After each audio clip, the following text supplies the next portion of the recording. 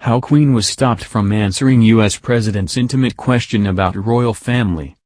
Queen Elizabeth II was told not to answer a question from U.S. President George W. Bush during their first meeting, unearthed reports reveal. Her Majesty the Queen is not only the longest-reigning monarch in the world, but she is also one of the most well-traveled.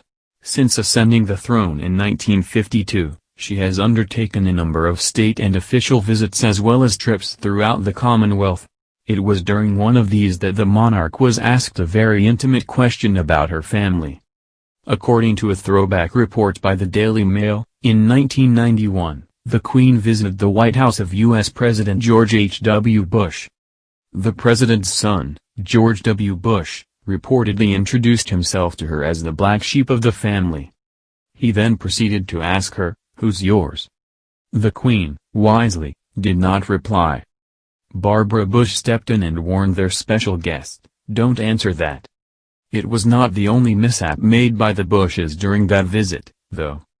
When Her Majesty, accompanied by her husband Prince Philip, arrived at the White House for a welcome ceremony, the 41st President of the U.S. took to the podium first for a speech, introducing the monarch.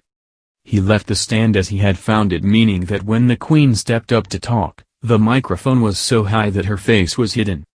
Nothing but the Queen's purple and white hat could be seen above the microphones when the 5'4" monarch delivered her speech at the White House arrival ceremony. The incident made headlines around the world and created a comical effect. The Washington Post headlined it, "Britain's Head of State." Despite the embarrassment, Her Majesty did not seem to mind, and just a few days later, she made light of it. As she began an address to a joint meeting of Congress, the Queen said, "I do hope you can see me today from where you are." The comment drew laughter and applause from the lawmakers. President Bush expressed regret about the incident, saying it was not fair to her.